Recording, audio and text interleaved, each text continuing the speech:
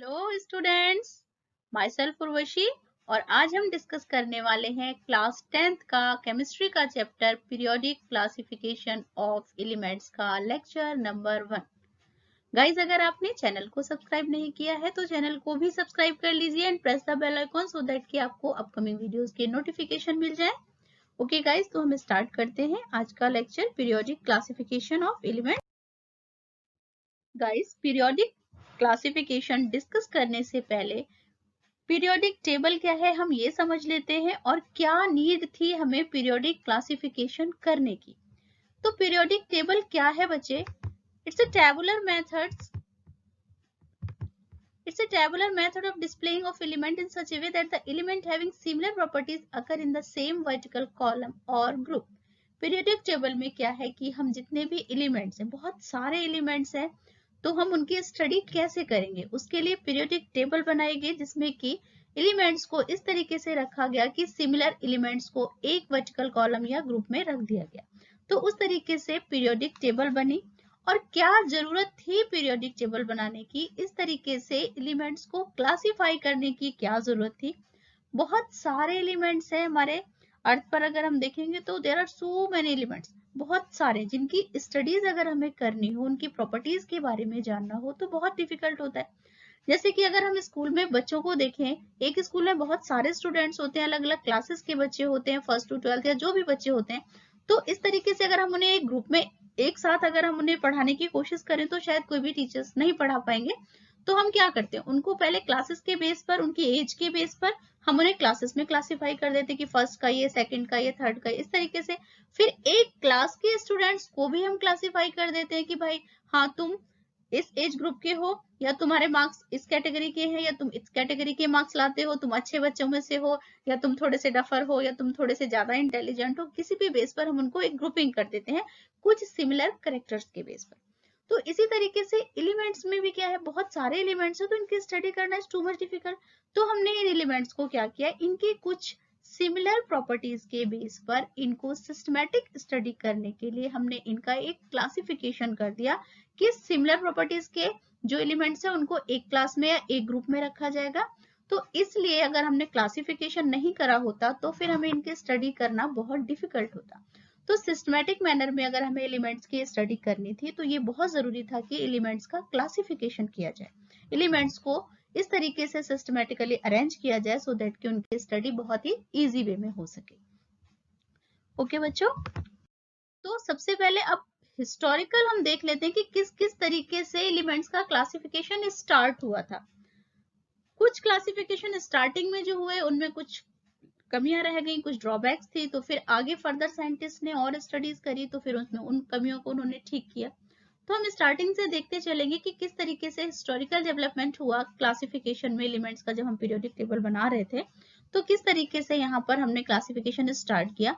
सबसे पहले डॉर्मियर्स के ट्राइड्स, डॉर्मियर ट्राइड्स हमने यहाँ पर डिस्कस करेंगे। डॉर्मियर्स ने दिए थे इसीलिए ट्राइड्स को हम डॉर्मियर ट्राइड्स कहते हैं। साइंटिस्ट का यहाँ पर नाम याद रखना बच्चे, डॉर्मियर ट्राइड्स। ट्राइड्स मतलब उन्होंने 3 ग्रुप्स में एलिमेंट्स को रखा था। ट्राइड से ही समझ लीजिएगा, ट्राइड जहां पर नाम आ जाए तो 3 एलिमेंट्स को एक ग्रुप में रखा गया है। This classification is based on the atomic mass. This one is very important कि यहाँ पर जो उन्होंने एटॉमिक मास के बेसिस पर एलिमेंट्स को क्लासिफाई किया था डॉर्मियर में। एटॉमिक मास जो होता है किसी भी एटम का, उसके बेस पर एलिमेंट्स को अरेंज किया गया था। According to this, when elements are arranged in order of increasing atomic masses, groups of 3 elements having similar properties are obtained. जब हमने एलिमेंट्स को उसके एटॉमिक मास के इंक्रीजिंग ऑर्डर में अरेंज किया तो क्या हुआ कि 3 एलिमेंट्स इस तरीके से हुए, 3 एलिमेंट्स का जो ग्रुप था उनमें सिमिलर प्रॉपर्टीज दिखाई दी। 3 एलिमेंट्स का ग्रुप ऐसा था जब हमने एलिमेंट्स को उनके एटॉमिक मासेस के इंक्रीजिंग ऑर्डर में रखा, the atomic mass of middle elements of the triad being nearly equal to the average of the atomic masses of the other 2 elements.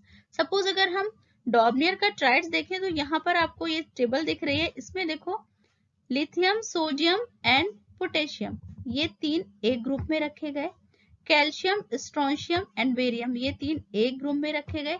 A group में क्यों? इंक्रीजिंग यहाँ पर atomic mass के basis पर रखे पहली बार, और इंक्रीजिंग एटॉमिक मास में ये 3 एलिमेंट्स ऐसे थे जो कि सिमिलर प्रॉपर्टीज शो कर रहे थे। तो डॉर्मियर ने क्या किया, इनको एक ट्राइड्स के रूप में यहाँ पर अरेंज कर दिया। यहाँ पर देखो फास्फोरस, आर्सेनिक एंड एंटीमनी, इनको भी 3 ग्रुप में रखा गया क्योंकि इन सेम कैरेक्टर शो कर रहे थे। यहाँ पर क्लोरीन, ब्रोमीन एंड आयोडीन, इनको इन्होंने एक ग्रुप में रखा। तो इस तरीके से ट्राइड्स, ट्रिपल यहाँ पर उन्होंने एलिमेंट्स को अरेंज कर दिया, तो इसलिए हम इन्हें ट्राइड्स भी बोलते हैं डॉर्मियर के। यहाँ पर देखो लिथियम, सोडियम और पोटेशियम, अगर हम इनके एटॉमिक मासेस को देखें तो जो मिडिल वाला एलिमेंट है, यानी कि मिडिल वाला हमारा क्या, सोडियम, तो इसका जो एटॉमिक मास है वो दोनों बाकी के जो 2 एलिमेंट्स थे उन दोनों के एटॉमिक मास के नियरली एवरेज, इसका जो एटॉमिक मास है इन दोनों के एटॉमिक मास का एवरेज है। तो इस तरीके से डॉर्मियर ने अरेंज कर दिया, बट यहाँ पर भी कुछ ड्रॉबैक्स थी, इसलिए हमें आगे फर्दर क्लासिफिकेशन की और भी ज्यादा हमें यहाँ पर डिटेल में साइंटिस्ट ने स्टडी करी। तो ये जो हमारा था डॉर्मियर का, क्यों, क्या इंपॉर्टेंस क्या थी, लेकिन इसमें कमियां तो थी बट क्या इंपॉर्टेंस थी, कोई ना कोई अगर डिस्कवरी किसी साइंटिस्ट ने की है तो कहीं ना कहीं तो उसकी इंपॉर्टेंस होगी। The above classification of elements into traits has a great significance in predicting atomic mass and properties of middle elements. डॉर्मियर ने ये बताया, इस स्टडी से ये पता चला कि एटॉमिक मास और मिडिल एलिमेंट्स की प्रॉपर्टीज के बीच में कुछ सिग्निफिकेंस रिलेशन है। Even in these days these elements resemble in their properties, जो हमारी आज की मॉडर्न पीरियोडिक टेबल है उसमें भी ये एलिमेंट्स सेम प्रॉपर्टी शो करते हैं। तो एटॉमिक मासेस के बेस पर उन्होंने किया था, बट जो एलिमेंट्स इन्होंने ट्राइड्स यहाँ पर सेम ग्रुप में रखे थे, ये कुछ ट्राइड्स हैं जो आज की मॉडर्न पीरियोडिक टेबल में भी सेम इस तरीके से रखे हुए हैं और सिमिलर प्रॉपर्टी शो करते हैं। लिमिटेशंस क्या थी, क्यों ये फेल्योर हो गई थी उनकी theory? It fails to arrange all the known elements in the form of triads, even having similar properties. बहुत सारे ऐसे एलिमेंट्स भी थे जो सिमिलर प्रॉपर्टीज थी, बट फिर भी वो फेल्योर हो गए उनको इस तरीके से ट्राइड के फॉर्म में रखने में। और भी बहुत सारे एलिमेंट्स जो फ्यूचर में डिस्कवर हुए उनके लिए इन्होंने कोई प्लेस नहीं दिया।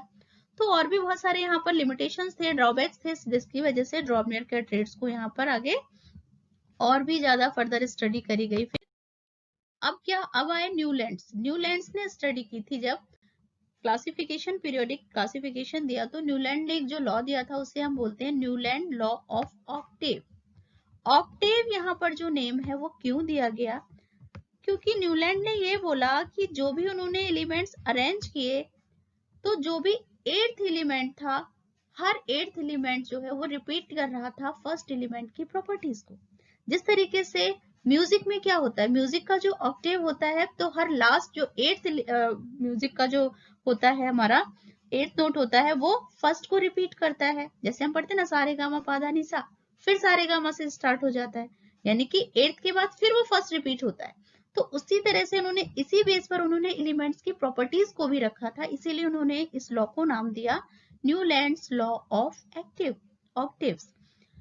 According to this, when elements are arranged in order of increasing atomic masses, increasing atomic mass के बेस पर ही रखा था, जैसा कि डॉर्मियर ने किया था, उन्होंने भी increasing atomic mass पे रखा था। बट इन्होंने क्या बताया कि physical and chemical properties of every 8th elements are repetition of the properties of the first element, यानी कि फर्स्ट और 8th एलिमेंट्स हर 8th एलिमेंट के बाद उसकी प्रॉपर्टीज रिपीट हो रही है। तो जो ये रिपीटिशन था इसीलिए इस नाम को उन्होंने दिया था नाम लॉ ऑफ ऑक्टेव। इस तरीके से उन्होंने क्लासिफाई किया। अब अगर हम यहाँ पर देखें कि लिथियम की अगर हम पोजीशन यहाँ पर देखें और इसका 8th एलिमेंट इसके बाद अगर हम देखेंगे तो 8th एलिमेंट क्या है, सोडियम, और लिथियम और सोडियम की प्रॉपर्टीज सेम है, यानी कि लिथियम के बाद 8th एलिमेंट फिर उसकी प्रॉपर्टीज को रिपीट कर रहा है। अगर हम सोडियम के बाद देखें तो फिर पोटेशियम आएगा 8th नंबर पर, फिर ये सोडियम की प्रॉपर्टीज को रिपीट कर रहा है। इसी तरीके से अगर हम देखते हैं बेरियम के बाद हम 8th एलिमेंट अगर देखेंगे तो 8th के बाद क्या आएगा, मैग्नीशियम, जो कि बेरियम की प्रॉपर्टीज को रिपीट कर रहा है। तो यानी कि इस ऑक्टेव में हर 8th एलिमेंट अपने फर्स्ट एलिमेंट की प्रॉपर्टी को चाहे वो फिजिकल हो या केमिकल प्रॉपर्टीज, उनको रिपीट कर रहा है। तो इस तरीके से उन्होंने एटॉमिक मासेस इंक्रीजिंग ऑर्डर में, एटॉमिक मासेस के इंक्रीजिंग ऑर्डर में एलिमेंट्स को अरेंज किया था कि 8th एलिमेंट अपने फर्स्ट एलिमेंट की प्रॉपर्टीज को रिपीट कर रहा था। लेकिन इसके भी कुछ ड्रॉबैक्स थे, इसकी भी कुछ लिमिटेशंस थी कि आगे चलकर और ज्यादा स्टडी हुई क्लासिफिकेशन की, कुछ कमियां इसमें भी रह गई। बट इंपॉर्टेंस क्या थी इसकी? Newland classification of elements based on his law of octave, octave के लॉ पर बेस्ड था। However, gave a very important conclusion that there is some systematic relationship between the order of atomic masses and the properties, repetition properties of elements. कुछ ना कुछ तो relation है, इससे हमें ये तो पता चल गया, जो फेल्योर ड्रॉबैक्स रही थी वो तो ठीक है, बट हमें इससे ये तो पता चल गया कि एटॉमिक मासेस और इसकी जो सिमिलर प्रॉपर्टीज है, इनके बीच कुछ तो रिलेशन है। हर 8th एलिमेंट अपने फर्स्ट एलिमेंट की प्रॉपर्टीज को रिपीट कर रहा है। तो ये चीज पता हो चल गई कि एटॉमिक मास और उसकी जो प्रॉपर्टीज रिपीट हो रही है 8th एलिमेंट की, उनके बीच क्या रिलेशन है, कुछ रिलेशन है, ये पता चला। अब क्या रिलेशन था, किस तरीके से आगे फिर फर्दर साइंटिस्ट ने उसको क्लासिफाई किया था। और एक और बहुत इंपॉर्टेंट चीज है कि न्यूलैंड ने क्या किया था, जो भी उन्होंने क्लासिफिकेशन किया था एलिमेंट्स का, वहां पर डॉर्नियर ट्रेड्स भी एग्जिस्ट कर रहे थे। यहाँ पर अगर हम देखें, लिथियम, सोडियम एंड ये पोटेशियम, ये तीनों एलिमेंट्स डॉर्नियर ट्रेड से लिए गए और ये न्यूलैंड ऑक्टेव में भी एग्जिस्ट कर रहे हैं। ओके बच्चों, तो न्यूलैंड लॉ ऑफ ऑक्टेव आपको समझ आया होगा, सारे गामा पाधा निशा समझ आ जाए तो न्यूलैंड ऑक्टेव भी समझ में आ जाएगा। इस तरीके से म्यूजिक में क्या होता है, 8th नोट रिपीट होता है, तो न्यूलैंड ने भी यही बात। अब हम देखते हैं बच्चों की न्यूलैंड लॉ ऑफ ऑक्टेव जो था वो क्यों बाद में एक्सेप्ट नहीं किया गया, उसके कुछ ना कुछ ड्रॉबैक्स थे, क्या लिमिटेशंस रही होंगी। It was applicable to the classification of element up to calcium only. Newland law था जो, वो केवल कैल्शियम तक ही एप्लीकेबल था। उसके बाद के जितने भी कैल्शियम के बाद जो भी एलिमेंट थे, सपोज कैल्शियम के बाद जिंक था, स्ट्रोंशियम था, उसी तरीके से अगर हम देखें आगे कि जितने भी कैल्शियम तक तो ये रिपीट हो रही थी प्रॉपर्टीज, लेकिन उसके बाद क्या था, ये प्रॉपर्टीज रिपीट नहीं हो रही थी। इट मींस जो लॉ ऑफ ऑक्टेव है वो केवल लाइटर एलिमेंट्स के साथ एप्लीकेबल था। It work well with the lighter elements only. After calcium जो क्या हो रहा था, every 8th element did not possess the properties of similar to that of the first element. Thus Newland of octave worked well with the lighter elements only. Newland assumed that only 56 elements exist in nature, but later properties of new discovered element did not fit into the Newland law of octave. Octave ने क्या कहा था कि केवल 56 element हैं जो कि nature में एग्जिस्ट करते हैं, and no more elements would be discovered in the future. उन्होंने ये भी कहा, बट क्या हुआ फाइनली, बाद में तो बहुत सारे एलिमेंट डिस्कवर हुए। अब जो एलिमेंट डिस्कवर हुए उनके लिए कोई भी स्पेस ऑक्टेव में नहीं दिया गया था। और क्या प्रॉब्लम्स थी, जो आयरन था वो कोबाल्ट और निकिल की जैसी प्रॉपर्टी शो करता है, बट उसको प्लेस यहाँ पर कोबाल्ट और निकिल के साथ नहीं रखा गया था। कोबाल्ट और निकिल से बहुत ही डिस्टेंस यहाँ पर जो प्लेस था Fe का, आयरन का, वो कोबाल्ट और निकिल से काफी दूर था, जबकि ये क्या सेम प्रॉपर्टी शो करते हैं। तो इस तरीके की जो लिमिटेशंस थी, इसकी वजह से जो न्यूलैंड लॉ था वो हमारा एक्सेप्टेबल नहीं हुआ। लेकिन यहाँ पर एक और चीज इंपॉर्टेंट है कि न्यूलैंड ऑक्टेव में मैंने आपको बताया कि डॉर्नियर ट्रेड एग्जिस्ट कर रहा था। ट्राइड्स, डॉर्नियर का जो ट्राइड था वो यहाँ पर एग्जिस्ट कर रहा था। उसके बाद आए मेंडलीव, जिन्होंने कि ऑक्टेव में और ज्यादा इंप्रूवमेंट किया। जो न्यूलैंड का लॉ था ऑक्टेव का, उसमें उन्होंने और इंप्रूवमेंट किया। उन्होंने अपनी अलग थ्योरी दी क्लासिफिकेशन की, क्योंकि ऑक्टेव में क्या दिया था, एटॉमिक मासेस के बेस पर उन्होंने दिया था। अब यहाँ पर मेंडलीव ने क्या दिया, physical and chemical properties of element are a periodic function of their atomic masses. उन्होंने कहा कि फिजिकल और केमिकल प्रॉपर्टीज जो भी हैं एलिमेंट्स की, वो एटॉमिक मासेस के पीरियोडिक फंक्शंस की वजह से यहाँ पर होती है। यहाँ पर देखो, आप चित्र देख सकते हो यहाँ पर मेंडलीव का, और इन्होंने दिया था इस तरीके से 8th ग्रुप, जो हॉरिजॉन्टल इस तरीके से है उन्हें हमने ग्रुप्स कहा था, और जो ये इस तरीके, ये सॉरी वर्टिकल जो आपको दिख रहे हैं ये ग्रुप्स हैं। ये वर्टिकल जो रो दिख रही है, दिस वन, ये यानी कि 8th ग्रुप है, 1 2 3 4 5 6 7 एंड 8th। और ये हॉरिजॉन्टल रो आपको जो दिख रहे हैं, दीज आर द periods। इस तरीके से उन्होंने इनको अरेंज किया था एलिमेंट्स को मेंडलीव ने। अब मेंडलीव के क्या क्या कैरेक्टरिस्टिक थे, मेंडलीव के पीरियोडिक टेबल के फीचर्स क्या थे हम देखते हैं। Elements were arranged in order of their increasing atomic weight in horizontal rows called the periods. जो हॉरिजॉन्टल रोज थी उनमें जो एलिमेंट्स को अरेंज किया गया था, किस बेस पर किया गया था, इंक्रीजिंग एटॉमिक वेट के बेस पर एलिमेंट्स को अरेंज किया था। एलिमेंट्स पर अरेंज इन वर्टिकल कॉलम, जो वर्टिकल कॉलम थे, 8th वर्टिकल कॉलम थे, उन्हें जिन्हें हमने ग्रुप बोला था, उसमें सेम जो प्रॉपर्टी शो कर रहे थे एलिमेंट्स, उनको एक सेम ग्रुप में रखा गया था। The periodic table had 8 groups and the 7 period. देखा आपने, यहाँ पर मैंने आपको दिखाया था अभी कि किस तरीके से 7 पीरियड थे हॉरिजॉन्टल और 8 ग्रुप थे।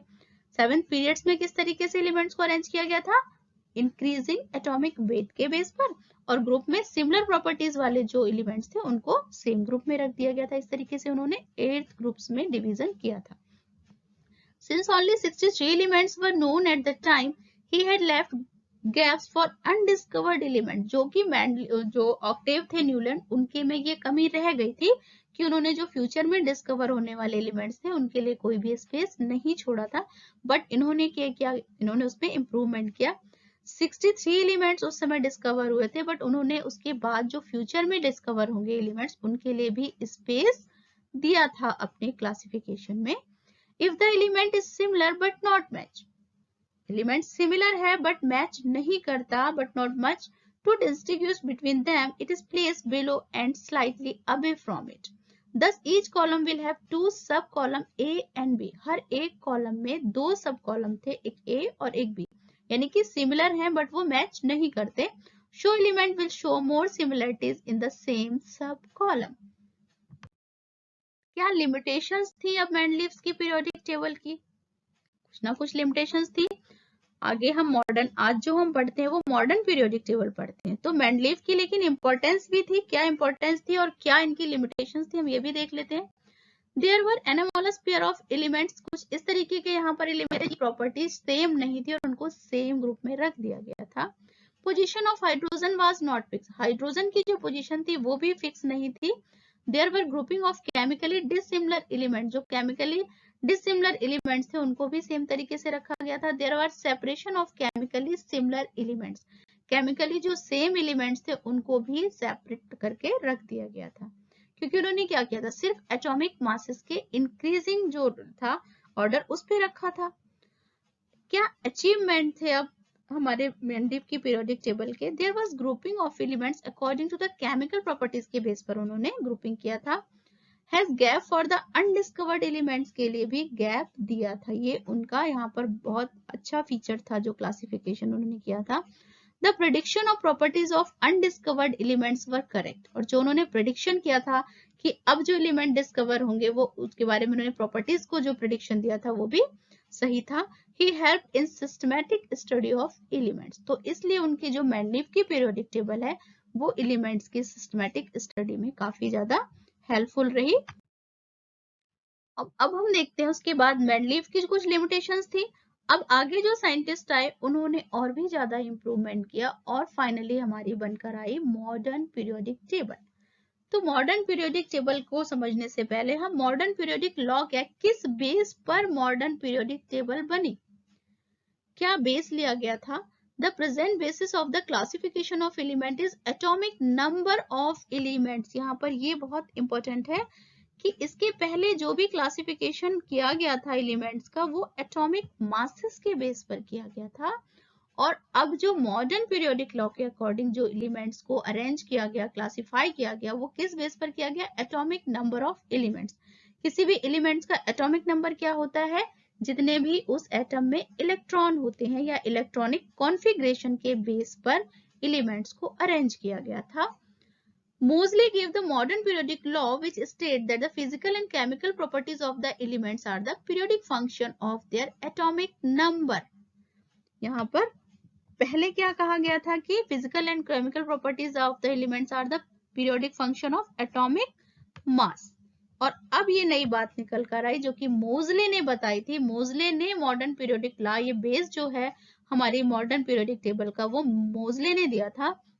और उन्होंने कहा था कि एटॉमिक नंबर की जो पीरियोडिक फंक्शन है उसके बेस पर हम एलिमेंट्स को क्लासिफाई करेंगे। और फाइनली नील बोहर्स ने, ये नेम बहुत साइंस के जो ये साइंटिस्ट के जो नाम है बच्चे, ये बहुत सिग्निफिकेंट है, नाम याद रखिएगा। नील्स बोहर ने प्रिपेयर की थी मॉडर्न पीरियोडिक टेबल। लॉ तो दिया था मोजले ने, और प्रिपेयर किसने की थी, फाइनली बनाई किसने थी मॉडर्न पीरियोडिक टेबल? नील बोहर्स ने, जिन्होंने की इलेक्ट्रॉनिक आउटर मोस्ट ऑर्बिट का इलेक्ट्रॉनिक कॉन्फ़िगरेशन भी समझाया था, KLMN शेल जो उन्होंने बताई थी। और उन्होंने आउटर मोस्ट ऑर्बिट के इलेक्ट्रॉनिक कॉन्फ़िगरेशन के बेस पर, या हमारे एटॉमिक नंबर भी आप कह सकते हो, उसके बेस पर नई एक पीरियोडिक टेबल बनाई। Modern periodic table is also known as long form of periodic table. जो पीरियोडिक टेबल पहले बनी थी उसी का हम इसे लॉन्ग फॉर्म भी कह सकते हैं। जो भी आपकी यहाँ पर ड्रॉबैक्स रह गई थी मैंडलीफ की पीरियोडिक टेबल में, उन सारे लिमिटेशंस को, उन सारे ड्रॉबैक्स को इस मॉडर्न पीरियोडिक टेबल में इंप्रूव कर लिया गया था। क्या थी अब हमारी मॉडर्न पीरियोडिक टेबल, हम इसके बारे में समझ लेते हैं। किस तरीके से एलिमेंट्स को अरेंज किया गया, ये तो आपको समझ आया बच्चे कि इंक्रीजिंग एटॉमिक नंबर के बेस पर एलिमेंट्स को अरेंज किया गया था। वर्टिकल कॉलम क्या थे, ग्रुप्स थे। जो वर्टिकल कॉलम दिए गए थे वो ग्रुप्स थे, और जो हॉरिजॉन्टल कॉलम थे पीरियोडिक टेबल में, उन्हें हम क्या बोलते थे, पीरियड्स। जैसा कि मेंडलीव ने भी किया था कि हॉरिजॉन्टल जो थे उनको उन्होंने ग्रुप्स का नाम दे दिया था, सॉरी हॉरिजॉन्टल जो थे उन्होंने पीरियड्स का नाम दे दिया, और जो वर्टिकली थे उनको उन्होंने ग्रुप्स का नाम दे दिया था। और सेम ये चीज उन्होंने भी करी जो मॉडर्न पीरियोडिक टेबल में, कि ग्रुप्स और पीरियड्स में क्लासिफाई करा था। देयर आर 18 ग्रुप्स, बट जो मेंडलीव ने दिया था उसमें क्या था, 8 ग्रुप थे। और इन्होंने कितने ग्रुप दे दिए फाइनली, 18 ग्रुप दिए एंड 7 पीरियड्स। यानी कि जो हॉरिजॉन्टल कॉलम थे these are called the periods, and जो वर्टिकल कॉलम थे यानी कि 18 जो थे वो हमारे ग्रुप्स हो गए मॉडर्न पीरियोडिक टेबल में। Elements having same number of valency electron are placed in the same group. अब वैलेंसी इलेक्ट्रॉन क्या होता है बच्चे, जो कि आउटर मोस्ट ऑर्बिट के इलेक्ट्रॉन होते हैं। आउटर मोस्ट ऑर्बिट के इलेक्ट्रॉन में जो लास्ट इलेक्ट्रॉन होता है वो वैलेंसी इलेक्ट्रॉन होता है, और उसके बेस पर उन्होंने एलिमेंट्स को वैलेंसी इलेक्ट्रॉन के नंबर के बेस पर एक ग्रुप में रखा। जिन एलिमेंट्स की वैलेंसी इलेक्ट्रॉन अगर हम बोलेंगे कि 1 है तो उन सबको उन्होंने एक ग्रुप में रखा। कुछ ऐसे एलिमेंट जिनका वैलेंसी इलेक्ट्रॉन 2 है, यानी कि आउटर मोस्ट ऑर्बिट में उसके 2 इलेक्ट्रॉन है, तो उन्होंने उसे सेकंड ग्रुप में रखा। इस बेस पर, यानी कि वैलेंसी इलेक्ट्रॉन या आउटर मोस्ट ऑर्बिट पर जितने इलेक्ट्रॉन है उसके बेस पर उन्होंने एलिमेंट्स को अरेंज किया था। अगर हम देखें किसी भी एलिमेंट्स में, अगर सपोज ऐसे एलिमेंट जिनका वैलेंसी इलेक्ट्रॉन 3 है तो उन्होंने प्लेस दिया था उसे 13th ग्रुप में। तो इसके आधार पर उन्होंने एलिमेंट्स को प्लेस दिया था। और जो इनर्ट गैसेस हैं 18th ग्रुप में जो उन्होंने प्लेस दिया था वो इनर्ट गैसेस को दिया था, या नोबल गैसेस, जिनका की आउटर मोस्ट ऑर्बिट कंप्लीट है। यानी कि आउटर मोस्ट ऑर्बिट में कितने इलेक्ट्रॉन थे इनर्ट गैसेस के, 8 इलेक्ट्रॉन थे। और ऐसे जितने भी एलिमेंट जिनके आउटर मोस्ट ऑर्बिट में 8 इलेक्ट्रॉन है, इनर्ट गैसेस या इनएक्टिव गैसेस भी बोलते हैं, और हम इन्हें नोबल गैसेस भी बोलते हैं, क्योंकि आउटर मोस्ट ऑर्बिट कंप्लीट है तो ये किसी के साथ रिएक्ट नहीं करती, इसलिए हम इसे इनर्ट गैसेस भी बोलते हैं। और इसलिए इन्होंने इसे कौन सा प्लेस दिया था, 18th ग्रुप में रखा था। जितने भी इनर्ट गैसेस थे उसे उन्होंने 18th ग्रुप में रखा था। Elements having same number of shells are placed in the same period. Same number of shell होते हैं अगर किसी भी एलिमेंट्स में उन्होंने सेम पीरियड में रख दिया था। S, P, F, D इस तरीके से ऑर्बिट्स होते हैं किसी भी एटम में, उसके बेस पर सेम अगर S है तो उन्होंने उसे सेम पीरियड्स में रखा। फिर उसके बाद S, P, D, F इस तरीके से उन्हें उसे क्लासिफाई करा था। आगे हम और समझ लेंगे इसको। यहाँ पर देखो बच्चे 1 से लेकर 18th, यहाँ पर देखो 1 से लेकर 18th, यहाँ पर वर्टिकल जो कॉलम है ये ग्रुप्स है। और यहाँ पर उन्होंने एलिमेंट्स को किस बेस पर रखा था, इंक्रीजिंग एटॉमिक नंबर के बेस पर रखा था। और सेम जो ग्रुप के एलिमेंट्स थे उनके वैलेंसी इलेक्ट्रॉन सेम थे। यानी कि अगर फर्स्ट ग्रुप के हम जितने भी एलिमेंट्स अगर देखेंगे तो उनमें वैलेंसी इलेक्ट्रॉन सेम होगा। तो इस तरीके से उन्होंने ग्रुप्स में एलिमेंट्स को रखा था। और जो यहाँ पर जो एलिमेंट है 3rd से लेके 12 तक, ये थे हमारे ट्रांजिशन एलिमेंट। ट्रांजिशन एलिमेंट्स वो होते हैं जिनके की जो वैलेंसी इलेक्ट्रॉन है वो वेरी करता है, वैलेंसी जो होती है उन एलिमेंट्स की वो चेंज हो सकती है। तो ऐसे एलिमेंट्स जो ट्रांजिशन एलिमेंट्स थे उनको उन्होंने यहाँ पर 3rd से लेके 12th के बीच में प्लेस दे दिया था। और यहाँ पर जो लैंथेनाइड और एक्टिनोइड सीरीज थी, ये उन्होंने यहाँ पर पीरियोडिक टेबल में उसको सबसे नीचे प्लेस दिया था। लैंथेनाइड जो रेडियो एक्टिव जितने भी एलिमेंट्स थे वो उन्होंने यहाँ पर नीचे रखे थे एफ ब्लॉक में। S block, D block, P block and F block, इनको समझिएगा। ये एलिमेंट जो हैं इन दोनों ग्रुप्स में, फर्स्ट एंड सेकेंड ग्रुप के जो एलिमेंट्स थे, इनके जो ऑर्बिट्स है उसमें एस ब्लॉक 2s यानी कि 2s ब्लॉक आएगा, और जो यहाँ ट्रांजिशन एलिमेंट है वो डी ब्लॉक, और ये पी ब्लॉक, और इन्हें एफ ब्लॉक। आगे आगे की क्लासेस में आपको एसपीडी और एफ जो है 11th क्लास में आप और भी अच्छे से समझोगे उसे। अब यहाँ पर देखो बच्चे, पीरियोडिक टेबल, फाइनल जो पीरियोडिक टेबल थी जो कि नील्स बोहर ने बनाई थी, इसको आप देखो। यहाँ पर देखो hydrogen, lithium, sodium, potassium, rubidium, caesium, francium, ये सब सेम ग्रुप में क्यों रखे हैं? क्योंकि इनके आउटर मोस्ट ऑर्बिट में एक एक इलेक्ट्रॉन है। एटॉमिक नंबर तो आपको यहाँ पर 1, 3, 11 दिख रहा है, बट अगर आप इसका कॉन्फ़िगरेशन देखोगे तो आपको यहाँ पर आउटर मोस्ट ऑर्बिट में एक इलेक्ट्रॉन दिखेगा। हाइड्रोजन में एक इलेक्ट्रॉन है। लिथियम का अगर आप कॉन्फ़िगरेशन, इलेक्ट्रॉनिक कॉन्फ़िगरेशन बनाओगे तो लिथियम का क्या बनेगा? लिथियम में हमारा बनेगा 2, और आउटर मोस्ट में लास्ट में कितना बच जाएगा? 1। अगर हम यहाँ सोडियम का देखते हैं तो सोडियम में कितना रह जाएगा? 2, और फिर उसके बाद हमारा कितना आएगा? 8, और 8 के बाद क्या आएगा? 1। तो लास्ट ऑर्बिट में यहाँ पर कॉन्फ़िगरेशन जो आउटर मोस्ट ऑर्बिट है उसमें कितने इलेक्ट्रॉन रह गए? 1। तो इस सेम जो पूरा फर्स्ट ग्रुप है इसके आउटर मोस्ट ऑर्बिट में सारे एलिमेंट जितने भी रखे गए उनके आउटर मोस्ट ऑर्बिट में, यानी कि जो वैलेंसी इलेक्ट्रॉन है, कितने इलेक्ट्रॉन होंगे उसमें? 1। सेकेंड ग्रुप में जितने भी एलिमेंट्स रखे गए उनके आउटर मोस्ट ऑर्बिट में कितने इलेक्ट्रॉन होंगे? 2। आप इसे चेक करके देख सकते हो। मैग्नीशियम को देखो, मैग्नीशियम का अगर हम आउटर कॉन्फ़िगरेशन इलेक्ट्रॉनिक बनाते हैं तो 2, और क्या होगा बच्चे? 8, जो कि हमें बोहर्स ने बताया था कि कॉन्फ़िगरेशन किस तरीके से हम करते थे। 2, 8, और यहाँ पर 2, यानी कि आउटर मोस्ट में कितने इलेक्ट्रॉन है? 2। आगे अगर हम कैल्शियम का देखते हैं तो कैल्शियम में भी देखो 2, फिर कितना होगा? 8। नील बोहर्स के अकॉर्डिंग हम यहाँ पर KLMN सेल भरते हैं। 2, 8, फिर 8, और फिर फाइनली कितने हो जाएंगे? 2। तो यानी कि आउटर मोस्ट में कितने इलेक्ट्रॉन हो गए? 2। तो यानी कि ऐसे जितने भी एलिमेंट्स जिनके आउटर मोस्ट ऑर्बिट में 2 इलेक्ट्रॉन से उन्हें सेकंड ग्रुप में प्लेस दे दिया गया। अब उसके बाद यहाँ पर हम 13, 14, 15, 16, 17 और 18 ग्रुप्स अगर देखें 1 by 1, तो 13 ग्रुप्स में ऐसे एलिमेंट्स रखे गए हैं जिनके वैलेंसी सेल में 3 इलेक्ट्रॉन है। हम चेक भी कर सकते हैं इनको, आप चेक करके देख लीजिएगा। और यहाँ पर 14 ग्रुप में ऐसे एलिमेंट्स रखे गए जिनके वैलेंसी सेल में 4 इलेक्ट्रॉन है। 15 ग्रुप में ऐसे एलिमेंट्स हैं जिनके वैलेंसी सेल में 5 इलेक्ट्रॉन है। और यहाँ पर जो 18 में रखे गए हैं, 18 ग्रुप में जो एलिमेंट्स रखे गए हैं उनके वैलेंसी सेल जो है वो कंप्लीट है आउटर मोस्ट ऑर्बिट, और इसीलिए हम इन्हें इनर्ट गैसेस या नोबल गैसेस भी कहते हैं। Neon, argon, krypton, xenon, radon etcetera, ये सब हमारे क्या है? नोबल गैसेस, क्योंकि ये इनएक्टिव गैसेस होती हैं, क्योंकि इनका आउटर मोस्ट ऑर्बिट जो है वो कंप्लीट होता है। तो इस तरीके से एलिमेंट्स को जो पीरियोडिक टेबल जो बनाई थी नील बोहर्स ने, उन्होंने इलेक्ट्रॉनिक कॉन्फ़िगरेशन के बेस पर, यानी कि वैलेंसी सेल में जितने इलेक्ट्रॉन है उसके बेस पर इंक्रीजिंग ऑर्डर में उन्होंने अरेंज किया था, फर्स्ट, सेकंड, थर्ड, फोर्थ, इस तरीके से। और जो कि बीच के जो एलिमेंट्स थे, ये जो जितने भी ब्लू कलर्ड आपको यहाँ पर दिख रहे हैं, ये एलिमेंट्स ऐसे एलिमेंट्स थे जो कि ट्रांजिशन एलिमेंट्स क्या कहते हैं। ट्रांजिशन एलिमेंट्स क्या होते हैं? इनकी वैलेंसी जो है वो चेंज हो जाती है।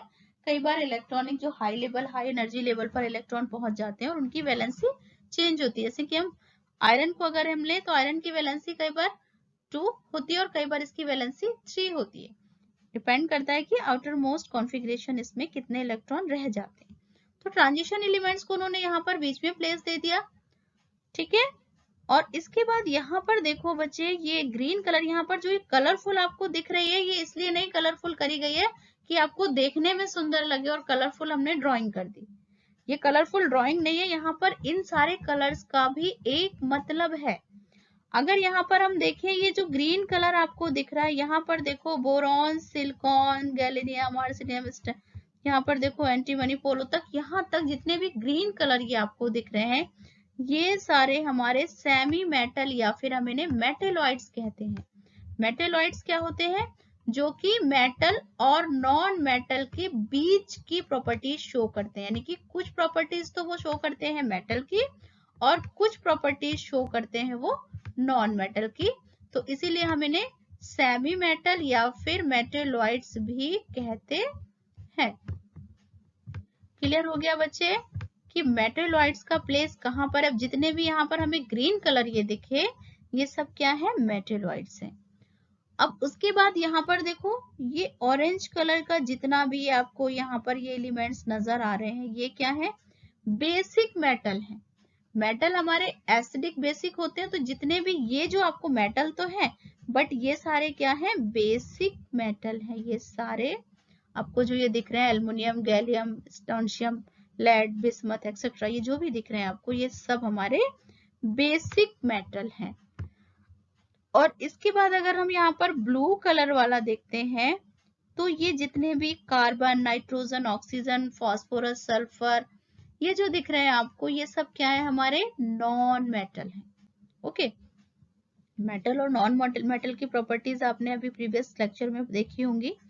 तो ये हमारे सब क्या है? नॉन मेटल है। अब अगर हम यहाँ पर नॉन मेटल की भी हमने बात कर ली, और अब यहाँ पर ये देखो येलो कलर, ये तो हमारे जितने भी ये आपको दिख रहे हैं 17th ग्रुप में, फ्लोरीन, क्लोरीन, ब्रोमीन, आयोडीन, ये सब हमारे हैलोजन है। इनके आउटर मोस्ट ऑर्बिट में 7th इलेक्ट्रॉन है, हम इन्हें हैलोजन भी कहते हैं। हैलोजन, हैलो ग्रुप जिसे हम बोलते हैं, हैलोजन, ये सब है हमारे fluorine, chlorine, bromine, iodine etcetera, जिनमें की 7th इलेक्ट्रॉन है आउटर मोस्ट ऑर्बिट में। और ये हो गए हमारे हीलियम, नियॉन, ये हमारे इनर्ट गैसेस या फिर ये हमारे हो गए नोबल गैसेस, जो कि इनएक्टिव गैसेस होते हैं। ओके, और अब ये जो ब्लू कलर का जो ये वाला पोर्शन दिख रहा है आपको, लाइट ब्लू कलर का, ये है ट्रांजिशन मेटल। डी ब्लॉक है मैंने मेटल, डी ब्लॉक एलिमेंट्स भी कहते हैं। ये वाले जो एलिमेंट्स होते हैं, यहाँ पर देखो सेकेंड ग्रुप तक तो है ये एस ब्लॉक, और ये जो हमारा यहाँ से लेकर ये ब्लू कलर का ये दिख रहा है, ये हमारा पूरा होता है डी ब्लॉक। ट्रांजिशन एलिमेंट सारे डी ब्लॉक में, और ये सारे आ गए हमारे पी ब्लॉक, और ये जो होते हैं ये होते हैं हमारे एफ ब्लॉक। जैसे हम अपने फ्लैट्स को नहीं बोल देते हैं कि ये A block, B block, C block, तो इस तरीके से भाई एलिमेंट्स को भी हमने क्लासिफाई करा है, अलग अलग ग्रुप्स दिए हैं, इनको नाम दिए हैं, बट इनको कुछ ये सिग्निफिकेंट है। इनका एस, पी, एफ, डेफ, ये ऑर्बिट्स के बेस पर है। ऑर्बिट में जो स्पिन नंबर होता है, ऑर्बिट्स के बेस पर हमने यहाँ पर इसको एस, पी, डी और एफ नाम दिए गए हैं। और ये हो गए जी, ठीक है, ट्रांजिशन मेटल भी हमारे क्लियर हो गए। और अब यहाँ पर देखो बच्चे, ये जो कलर आपको दिख रहा है, एक तो ये लाइट पर्पल और ये डार्क पर्पल, कुछ पिंक सा दिख रहा है। तो यहाँ पर ये जितने भी फर्स्ट ग्रुप में है, ये सब क्या है? एल्कली मेटल है। ये सारे, ये सब क्या है? एल्कली मेटल है, but except hydrogen. Hydrogen alkali metal नहीं है, बट हाइड्रोजन को यहाँ पर प्लेस दिया गया है। इसलिए ध्यान रखिएगा कि हाइड्रोजन एल्कली मेटल नहीं है, बट हाइड्रोजन फर्स्ट ग्रुप में प्लेस किया गया है। आगे की क्लासेस में आपको हाइड्रोजन का प्लेस क्यों यहाँ पर ऐसे दिया गया, वो भी आगे आपको बताया जाएगा। ओके, और यहाँ पर ये वाला देखो आप, सेकेंड ग्रुप में कौन से एलिमेंट्स है? Alkaline earth metal. जितने भी एल्कलाइन अर्थ मेटल है वो हमारे सेकेंड ग्रुप में रखे गए हैं। तो ये जो कलर आपको दिख रहा था, अब ये बच्चे समझ आए कि ये कलर किस लिए ये कलर बना हुआ था। आई होप कि आपको ये पीरियोडिक क्लासिफिकेशन समझ आ जाएगा, और जिस बेस पर हमने एलिमेंट्स को रखा है, ये पीरियोडिक टेबल पूरी आपको रटने की जरूरत नहीं है, बट हाँ, जो कुछ इंपॉर्टेंट एलिमेंट्स है, एटलीस्ट वो किस ग्रुप में है, वो ग्रुप आपको याद रखना है, तो आपको उसका आउटर मोस्ट ऑर्बिट और एटॉमिक नंबर भी याद रहेगा, और उसके बेसिस पर जब आप केमिकल रिएक्शन शो करते हो, इलेक्ट्रॉनिक कॉन्फ़िगरेशन आपको बताना होता है, तो आपके लिए बहुत इजी हो जाता है। और ट्रांजिशन मेटल में भी आपको सारे मेटल्स आपको नहीं नाम और इनका सबका एटॉमिक नंबर याद रखने की जरूरत नहीं, बट हाँ कुछ इंपॉर्टेंट जो मेटल है जैसे सिल्वर हो गया, प्लेटिनम हो गया, ये आपका गोल्ड हो गया, मरकरी हो गया, कोबाल्ट, निकल, iron, manganese, copper, chromium, zinc, कुछ इंपॉर्टेंट जो मेटल हैं जो कि आपके मोस्टली केमिकल रिएक्शंस में भी इन्वॉल्व होते हैं, इनके एटॉमिक नंबर आप याद रखिएगा।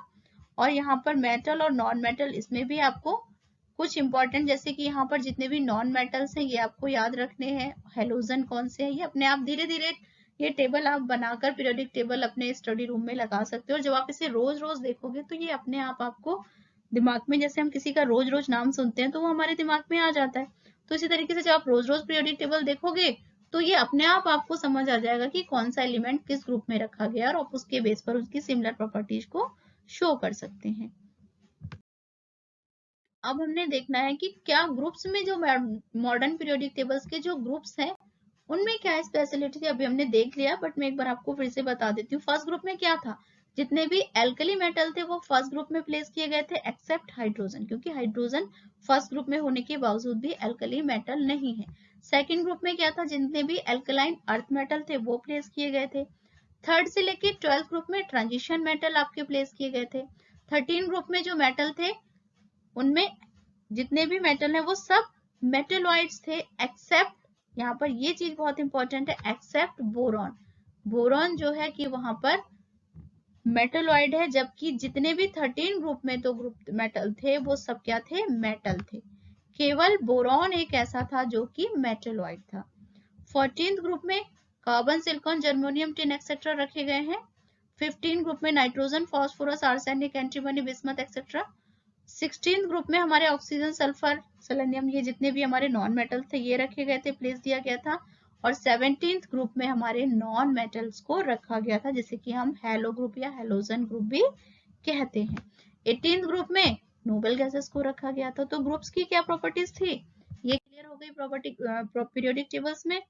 और पीरियड्स में किस बेस पर हमने रखा था, फर्स्ट पीरियड्स में किन एलिमेंट्स को रखा गया था, जो फर्स्ट पीरियड तो बहुत छोटा था जिसमें कि केवल फर्स्ट पीरियड में बहुत टू एलिमेंट्स थे, केवल हाइड्रोजन और हीलियम जो फर्स्ट पीरियड था।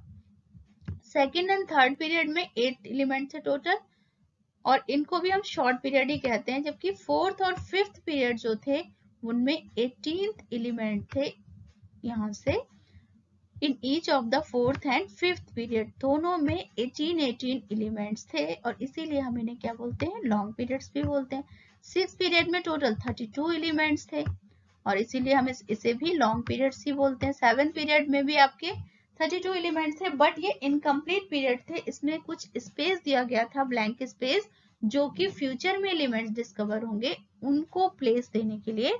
आपको बैक में जाकर आप देखिए, आपको कुछ स्पेस दिखेगा पीरियोडिक टेबल में, जो ट्रांजिशन मेटल का स्पेस था वहां पर, वो किस लिए दिया गया था, क्योंकि फ्यूचर में जो एलिमेंट डिस्कवर होंगे उनके लिए वहां पर वो स्पेस छोड़ा गया था। तो क्लियर हो गया बच्चे कि हमें किस तरीके से मॉडर्न पीरियोडिक टेबल में क्लासिफाई किया हमने। नोबल गैसेस को भी यहाँ पर प्लेस दिया गया था, 18th ग्रुप में नोबल गैसेस को रखा गया। Representative elements S block, P block, और जो हमने इस तरीके से एफ ब्लॉक में एलिमेंट्स को क्लासिफाई किया वो रिप्रेजेंट कर रहे थे अपने कैटेगरी के अदर एलिमेंट्स को। ट्रांजिशन एलिमेंट्स को भी स्पेस दिया गया था, थर्ड एंड 12th ग्रुप में जो हमने स्पेस दिया था वो, और उनका आउटर मोस्ट जो इलेक्ट्रॉनिक कॉन्फ़िगरेशन n-1 d11, और इस तरीके से होता है। ट्रांजिशन एलिमेंट्स इसलिए हम उन्हें बोलते हैं क्योंकि उनकी जो वैलेंसी इलेक्ट्रॉन होता है वो चेंज हो जाता है। Inner transition elements lanthanide and actinide जो सीरीज थी उन्हें हमने इनर ट्रांजिशन एलिमेंट्स, और इन्हें हमने पीरियोडिक टेबल में सबसे नीचे प्लेस किया था, लैंथेनाइट एंड एक्टिनाइट सीरीज को। सो आई होप गाइस कि आपको पीरियोडिक क्लासिफिकेशन की पूरी हिस्ट्री, ये पूरी जो राम कहानी थी वो समझ आ गई होगी कि आपको डॉर्मियर के ट्राइड्स क्या है, मेंडलीव का क्या था, मॉडर्न पीरियोडिक टेबल क्या थी। और फिर भी बच्चों अगर आपको कोई डाउट्स हो देन प्लीज आप मुझे कमेंट बॉक्स में कमेंट करके पूछिएगा, कोशिश करूंगी कि मैं आपकी प्रॉब्लम्स को सॉर्ट आउट कर सकूं। ओके गाइस, मिलते हैं फिर नेक्स्ट लेक्चर में, बाय बाय।